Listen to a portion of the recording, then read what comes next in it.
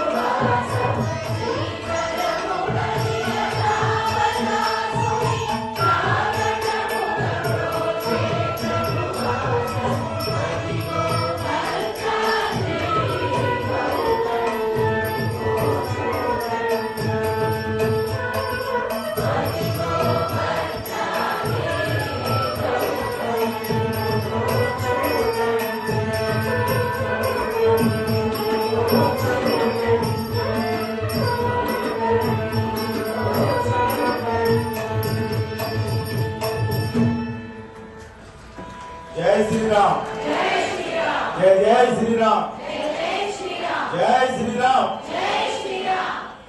నేను నరించు పాపములు అనేకములే